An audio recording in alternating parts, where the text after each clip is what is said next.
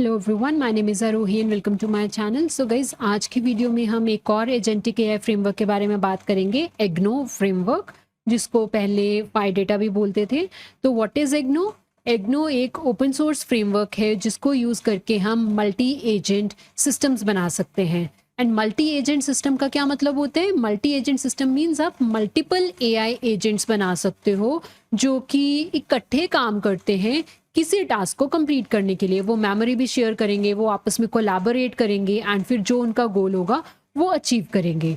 But IGNOU को understand करने से पहले कि एग्नो क्या होता है, ये फ्रेमवर्क कैसे काम करता है, लेट्स अंडरस्टैंड कि अगर हमारे पास ऑलरेडी इतने सारे एजेंटिक एआई फ्रेमवर्क्स हैं तो फिर हमें एग्नो फ्रेमवर्क की क्या ज़रूरत। हमने पढ़ा हुआ है ना बहुत सारे फ्रेमवर्क्स के बारे में, लैंग्राफ के बारे में, क्रू एआई के बारे में। तो अगर हमारे पास ऑलरेडी ये फ्रेमवर्क्स हैं तो हमें एक और फ्रेमवर्क क्यों चाहिए? What is the benefit of using Agno? हमें एग्नो क्यों यूज़ करना चाहिए?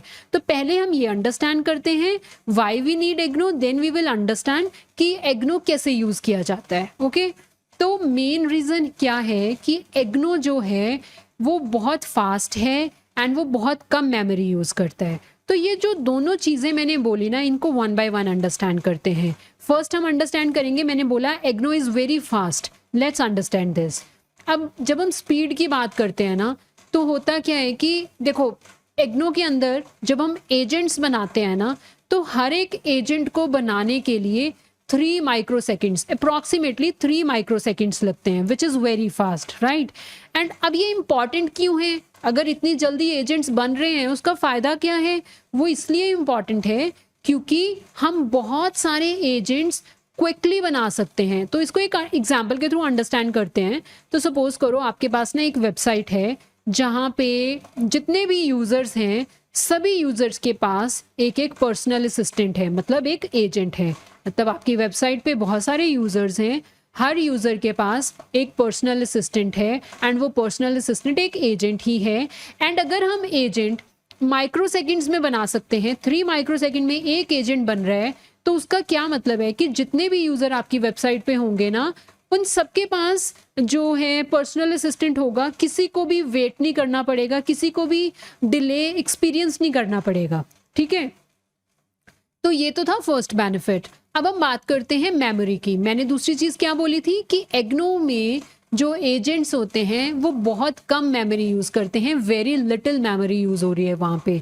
अब इसके बारे में बात करते हैं।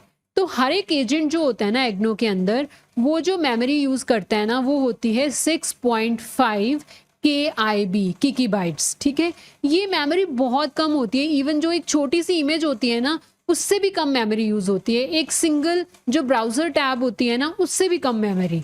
तो इतनी कम मेमोरी लेता है एक एजेंट। अब इसका क्या फ़ायदा है?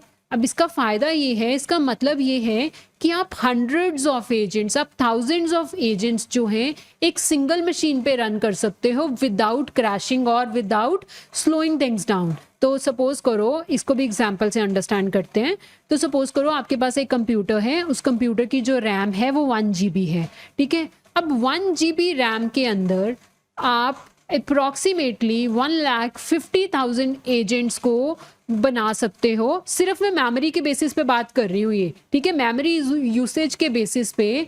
जो अगर आपके पास 1 GB रैम है आपके पीसी में, तो आप 1,50,000 एजेंट्स बना सकते हो। तो आप जैसे मेरे पास पीसी है एक जिसमें 64 GB रैम है, तो 64 GB रैम वाले पीसी में टेक्निकली हम एक टाइम पे 10 मिलियन एजेंट्स को सेम टाइम पे रन कर सकते हैं। तो इन सिंपल वर्ड्स हम ये बोल सकते हैं कि हम बहुत सारा वर्कलोड होता है, ह्यूज वर्कलोड्स होते हैं, और उनको हैंडल कर सकते हैं एग्नो को यूज़ करके। अगर आप एग्नो को यूज़ करके AI, this multi AI systems बना रहे हो एग्नो को यूज़ करके, तो आप ह्यूज वर्कलोड्स को हैंडल कर सकते हो बिना सिस्टम को क्रैश किए। एंड आप ऐसी एजेंटिक एआई एप्स बना सकते हो जो मिलियंस ऑफ यूजर्स को सर्व कर सकती है एक ही टाइम पे।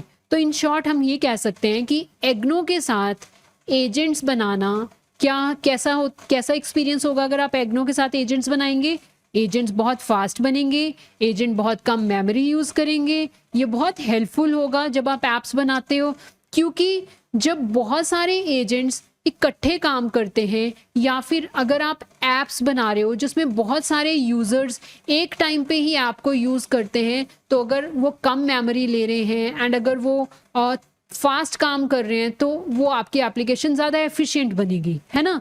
तो अब हम एग्नो का अगला फीचर डिस्कस करते हैं। अभी तक हमने क्या क्या डिस्कस किया, स्पीड एंड मेमोरी। अब हम इसका थर्ड फीचर डिस्कस करते हैं जो कि है multimodal. Agno is multimodal. Multimodal का मतलब कि एग्नो को यूज़ करके ना आप मल्टी मॉडल एआई एजेंट्स बना सकते हैं, ठीक है। एंड मल्टी मॉडल का क्या मतलब होता है कि जो आपके एजेंट्स होंगे ना वो हर तरह की इनपुट को अंडरस्टैंड करेंगे, सिर्फ टेक्स्ट को अंडरस्टैंड नहीं करेंगे, टेक्स्ट के साथ साथ वो इमेज को, ऑडियो को, वीडियो को, मतलब डिफरेंट टाइप ऑफ डेटा जो है आपका एजेंट अंडरस्टैंड करेगा। एंड उसका बेनिफिट क्या होगा, जब आपका agent different type of data understand कर रहा है, जब आपका एजेंट मल्टी मॉडल है, उसका फ़ायदा क्या है, उसका फ़ायदा ये है कि हम सिर्फ बात टेक्स्ट के थ्रू तो नहीं करते ना। ह्यूमंस जब बात करते हैं, एक तो होता है हम टेक्स्ट करते हैं, हम इमेजेस भी शेयर करते हैं, हम ऑडियोज़ भी शेयर करते हैं, हम वीडियोज़ भी शेयर करते हैं, है ना। तो कम्युनिकेशन बहुत सारे डिफरेंट टाइप से हो रहा है। तो अगर हमारे एजेंट्स, जो हमने एजेंटिक एआई एजेंट्स, ये सारी चीज़ें अंडरस्टैंड करेंगे, पिक्चर, साउंड, ऑडियो, वीडियो सब अंडरस्टैंड करेंगे, तो क्या होगा, हमारे जो एजेंट्स होंगे वो ज़्यादा इंटरैक्टिव होंगे, वो ज़्यादा रियलिस्टिक होंगे, है ना।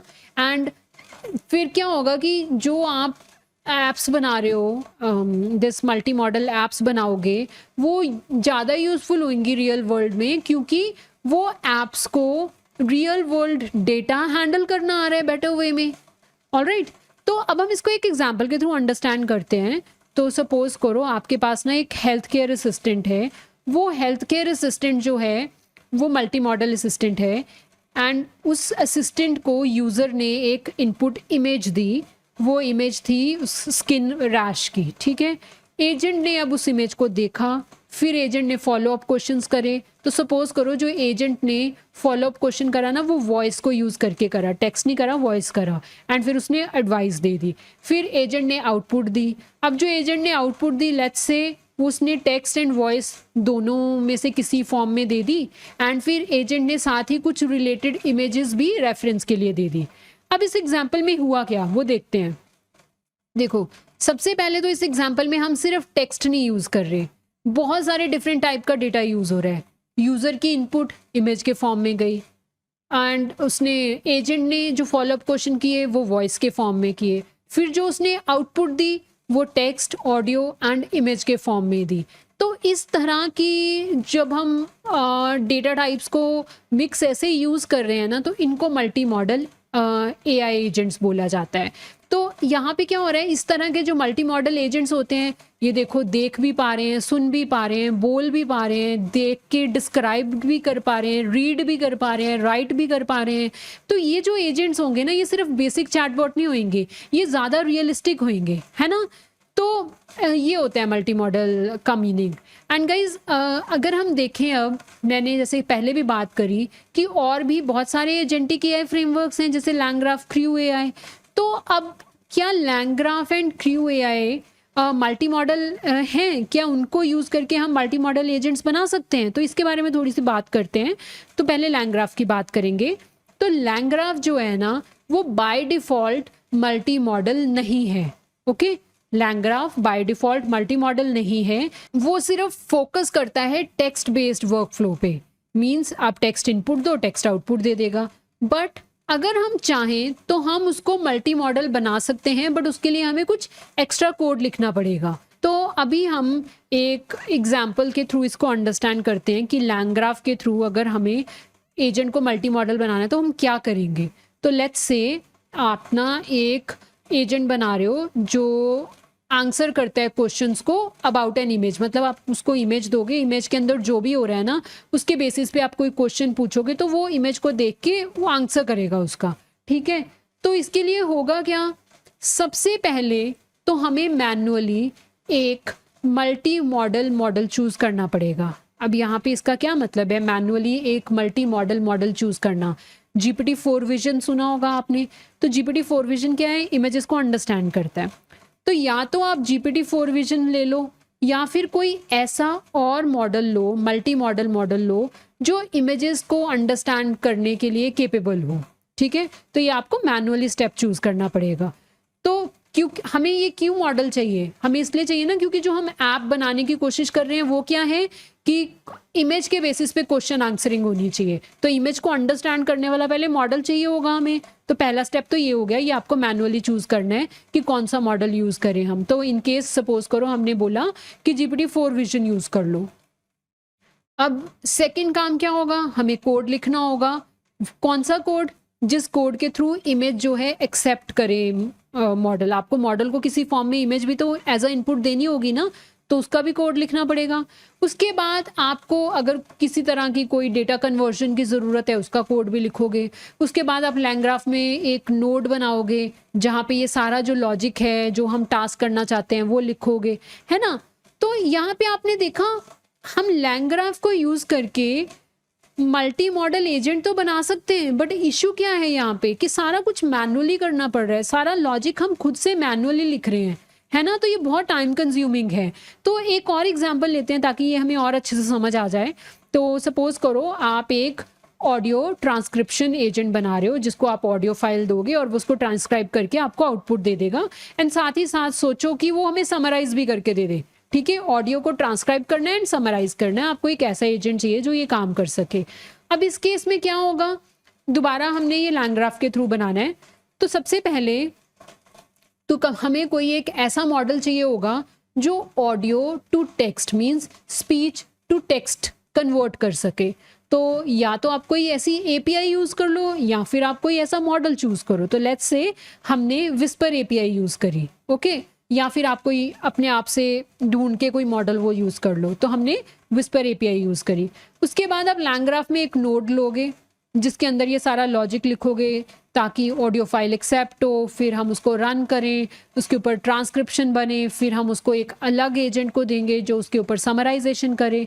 तो यहाँ पर भी हमें सारा लॉजिक खुद से बनाना पड़ रहा है, तो हम सब कुछ मैनुअली कर रहे हैं। ठीक है, तो हमें क्या अंडरस्टूड हुआ अभी तक, हमें क्या समझ आया कि लैंग्राफ के थ्रू हम एजेंट्स को मल्टी मॉडल तो बना सकते हैं, पर सिर्फ तब बना सकते हो जब आप खुद का लॉजिक लिखो। आपको मैनुअली वो सारा काम करना पड़ेगा। आप ही रिस्पॉन्सिबल हो राइट मॉडल चूज करने के लिए, आप ही रिस्पॉन्सिबल हो इनपुट एंड आउटपुट का लॉजिक लिखने के लिए। आप ही को देखना है कि फाइल फॉर्मेट जो है उसको कैसे मैनेज करना है, आपको ही पूरा वर्क फ्लो स्क्रैच से लिखना है ना। तो सारा कुछ हमें करना पड़ रहा है। बट अगर हम एग्नो की बात करें अब, ठीक है, अब हम एग्नो की बात करते हैं। तो एग्नो को यूज़ करके ना ये काम बहुत इजी हो गया, क्योंकि Agno by default images, audio, video सबको सपोर्ट करता है। आपको कोई भी काम मैनुअली नहीं करना पड़ेगा। आपको सिर्फ ये डिफाइन करना है कि इनपुट टाइप क्या है। इमेज है तो वो अपने आप देख लेगा कि इनपुट को कैसे हैंडल करना है। अगर आपने बता दिया इनपुट टाइप ऑडियो है तो वो अपने आप देख लेगा कि ऑडियो को कैसे हैंडल करना है। मतलब हमें खुद से मैनुअली कुछ नहीं करना, ठीक है। तो ये होता है एग्नो। मैंने आपको बेसिक चीज़ें बता दी हैं। बाकी अगर आप एग्नो का ये गिटहब पेज देखोगे तो इसको स्क्रॉल करके ना वाई एग्नो में जाओगे तो आपको इसके बारे में और भी फीचर्स पता चल सकते हैं, आप वो भी पढ़ सकते हो। तो देखो हमने अभी क्या डिस्कस किया, हमने एक तो ये फीचर डिस्कस किया हाई परफॉर्मेंट, मतलब एजेंट्स बनाने के लिए 3 माइक्रोसेकंड लगता है एंड इतनी मेमोरी लेता है एक एजेंट। फिर हमने डिस्कस करा ये मल्टी मॉडल वाला कि वो हर तरह की इनपुट टाइप एंड एक्सेप्ट कर लेता है। तो इसी तरह से बाकी भी फीचर्स हैं। इन सब फीचर्स के ऊपर ना मैंने एक सेपरेट वीडियो बनाई है विद प्रॉपर एग्जांपल, तो वो अपकमिंग वीडियोस में आप देख लोगे सारी चीज़ें क्या हैं।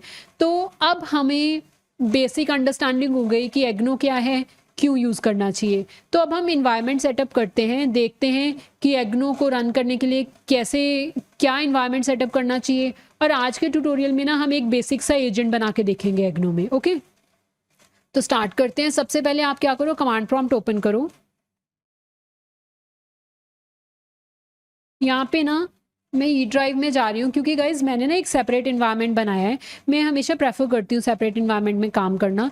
अगर आपको भी सेपरेट इन्वायरमेंट बनाना है पाइथन का और उसमें काम करना है तो आप ये वाला वीडियो देख लो। इसमें मैंने एक्सप्लेन किया है स्टेप बाय स्टेप की कैसे पाइथन इन्वायरमेंट बनाते हो सेपरेट एंड उसमें कैसे काम करना है। बड़ी ऑप्शनल स्टेप है। आपके पास सिर्फ और सिर्फ पाइथन इंस्टॉल्ड होनी चाहिए। तो मेरे को अपना इन्वायरमेंट एक्टिवेट करने दो और फिर मैं पाइथन वर्जन बताती हूँ कि मैंने आज के ट्यूटोरियल के लिए कौन सा यूज़ किया है, ठीक है। फिर हम एग्नो के ऊपर काम करते हैं। तो मेरा ना कोड जो है एजेंटिक एआई के अंदर एक और फोल्डर बनाया हुआ है मैंने, ये इसके अंदर मेरा इन्वायरमेंट है, माई env इन्वायरमेंट का नेम है। This is how you activate the environment. मैं विंडोज़ पे काम कर रही हूँ, तो इस तरह से आप एक्टिवेट करते हो इन्वायरमेंट को। एंटर कर दो। जब आप एंटर करोगे, अगर तो आपको स्टार्टिंग में ऐसा कुछ दिख रहा है, दैट मीन्स आपका इन्वायरमेंट एक्टिवेटेड है। अब इन्वायरमेंट एक्टिवेट हो गया, अब आपको इंस्टॉल, अब सबसे पहले तो ना हम बाहर आ जाते हैं सारे फोल्डर से, ठीक है। सबसे पहले मैं आपको पाइथन वर्जन बता रही हूँ कि मैंने कौन सा पाइथन वर्जन यूज़ किया इस ट्यूटोरियल में। 3.12.10 यूज़ किया मैंने पाइथन वर्जन। अब आपको एग्नो को इंस्टॉल करना है, तो वो सिंपल आप पिप पैकेज मैनेजर के थ्रू कर सकते हो। लिखो pip install and then write upgrade and then the package name is Agno. Hit enter. मेरे केस में ऑलरेडी इंस्टॉल्ड है, तो रिक्वायरमेंट ऑलरेडी सेटिस्फाइड लिखा आ जाएगा, आपके केस में इंस्टॉल हो जाएगा। तो इंस्टॉल हो गया। तो दैट्स इट गाइज, ये सिर्फ एक सिंगल रिक्वायरमेंट है एग्नो को रन करने के लिए। अब मैं आपको बताती हूँ कि एग्नो के थ्रू हम एजेंट कैसे क्रिएट करेंगे, उसको रन कैसे करेंगे। तो उसके लिए ना मैंने क्या किया है, देखो ई ड्राइव के अंदर मैंने एक डेमो फोल्डर बनाया है। डेमो फोल्डर के अंदर ये आप फाइल देख रहे हो, पाइथन फाइल, इसमें कोड लिखा है। तो मेरे को इसको ओपन कर लेने दो। देखो अभी ये ब्लैंक है, यहाँ पे मैं कोड लिखूंगी। तो सबसे पहले तो हम एजेंट को इम्पोर्ट करेंगे। तो अब हमने एजेंट बनाना है, तो सबसे पहले उससे रिलेटेड जो भी इंपोर्ट्स हैं वो करेंगे। हम इंपोर्ट कर रहे हैं एजेंट को यहाँ से egno.agent से। अब हम एजेंट को डिफाइन करेंगे, मतलब एजेंट को क्रिएट करेंगे। एजेंट को क्रिएट करने के लिए ना आप ये कोड लिखते हो, देखो ये वाला एजेंट जो इंपोर्ट किया था। फिर उसको एक मॉडल प्रोवाइड करोगे। यहाँ पे मैं कौन सा मॉडल यूज़ कर रही हूँ, GPT 3.5 टर्बो ओपन AI का ये वाला मॉडल यूज़ कर रही हूँ। आप कोई और मॉडल भी यूज़ कर सकते हो। डिस्क्रिप्शन, इस एजेंट की डिस्क्रिप्शन दे दो, IGNOU Q&A agent markdown false, ठीक है। ये एजेंट बन गया। अब हम इसको सेव कर लेते हैं। अब देखो गाइस, सिंपल इतना लिखने से एजेंट तो बन गया। अब मैंने जो यहाँ पे मॉडल दिया है ना, ये ओपन AI का मॉडल है। अगर आपको ओपन AI का मॉडल यूज़ करना है तो आपको पास उसकी API की होनी चाहिए। तो हमें इसकी API की को लोड करना पड़ेगा। तो मैंने क्या किया ना, एक सेपरेट फाइल बनाई है .env फाइल, उसके अंदर API की रखी है, ठीक है। यहाँ पे मैं एक .env फाइल बनाऊंगी जहाँ पे मैं ओपन AI की API की रखूंगी। देखो .env, ठीक है। अब हम इसको ओपन करके देख लेते हैं। इसके अंदर मेरे ओपन AI की API की पड़ी है। देखो ओपन AI API की, एंड ये सिंगल कोट्स के अंदर API की है। तो गाइज ये रॉन्ग API की है, ये वर्क नहीं करेगी। आपको अपनी API की खुद बनानी पड़ेगी। आप ओपन AI को लॉगिन करके API की बना सकते हैं, ठीक है। तो इसको सेव कर दो। अब जब सेव हो गई .env फाइल में हमारी API की, अब मुझे यहाँ पर ना कोड लिखना पड़ेगा उसको लोड करने के लिए। जो API की यहाँ पड़ी हुई है ना, उसको इस फाइल में लोड करने के लिए यहाँ पे कोड लिखना पड़ेगा। वो लिखते हैं। तो देखो ये कोड है, ये कोड लिखोगे आप। यहाँ पे हमने क्या करा, load_.env को इंपोर्ट करा यहाँ से। गाइज यहाँ पे ना आपको एक और पैकेज इंस्टॉल करना पड़ेगा। उस पैकेज का नाम है पिप इंस्टॉल, ये पैकेज है। इसको भी इंस्टॉल कर लेना। यहाँ से कॉपी करके कमांड प्रॉम्प्ट पे लिखना है, एंटर करना, तो ये भी इंस्टॉल हो जाएगा। ये पैकेज किस लिए चाहिए, ये जो हम यूज़ कर रहे हैं ना API की को इस फाइल में लोड कर रहे हैं यहाँ पे, तो उसके लिए ये पैकेज चाहिए, ठीक है। तो load_.env फाइल से जो भी API की थी यहाँ पे लोड हो जाएगी। फिर हम इसको ऐसे लिख रहे हैं, ठीक है। अब इसको सेव करते हैं और रन करते हैं। तो ये कहाँ पड़ा हुआ है, ई ड्राइव के अंदर डेमो फोल्डर। तो कमांड प्रॉम्प्ट ओपन करो, cd डेमो फोल्डर, यहाँ पे पाइथन, फिर उस फाइल का नाम लिखो। हमारी फाइल का नाम क्या है, l1_egno.py। Let's run it. अब मैंने रन किया, name open AI chat is not defined. तो यहाँ पे ना देखो ओपन AI चैट मैंने यूज़ किया है, बट यहाँ पे इंपोर्ट नहीं किया कहीं पे। तो इसको इंपोर्ट भी कर लेते हैं। ये मैंने इंपोर्ट कर लिया, देखो ओपन AI, राइट। अब इसको सेव करते हैं, दोबारा रन करते हैं। देखो मैंने रन किया, अब ना कोई एरर आ रहा है बट कोई आउटपुट भी नहीं आ रही। वो क्यों, क्योंकि मैंने एजेंट तो बना लिया बट एजेंट को अभी कोई क्वेश्चन नहीं पूछा, तो हम अब लिखेंगे एजेंट को क्वेश्चन पूछेंगे। तो ये देखो एग्नो एजेंट जो कि हमने एजेंट क्रिएट किया ये वाला, डॉट प्रिंट रिस्पॉन्स, एंड ये मैंने क्वेश्चन पूछा उसको, ठीक है, what is the capital of India. तो अब हम करते हैं, यहाँ पे वापस आते हैं, इसको रन करो। See what is the capital of India, the capital of India is New Delhi. So देखो हमने ये क्वेश्चन पूछा था, ये एजेंट ने रिप्लाई कर दिया। तो गाइज इस तरह से आप बेसिक एजेंट बना सकते हो एग्नो के अंदर। इसमें आज हमने कुछ भी यूज़ नहीं किया, हम कोई टूल यूज़ कर रहे हैं, हम कुछ भी काम नहीं कर रहे हैं, हमने सिंपल एक बेसिक एजेंट बनाया है और एक उसको एलएलएम प्रोवाइड किया है। तो मेरे अपकमिंग वीडियोज़ में मैं आपको बताऊँगी हम टूल्स कैसे यूज़ कर सकते हैं, प्री डिफाइंड टूल्स या कस्टम टूल्स कैसे बनाने हैं, रैक कैसे यूज़ करना है, मेमोरी का कॉन्सेप्ट कैसे यूज़ होगा, डिफरेंट वेक्टर डेटाबेसेस के बारे में बात करेंगे। बट आज की वीडियो में हम सिर्फ इतना ही कवर करेंगे। इस कोड का लिंक मैंने डिस्क्रिप्शन सेक्शन में दिया है, ये कोड आप वहाँ से ले सकते हो। एंड गाइज अगर आपको मेरा वीडियो हेल्पफुल लगा हो तो प्लीज़ मेरे चैनल को लाइक शेयर एंड सब्सक्राइब करना। Thank you for watching.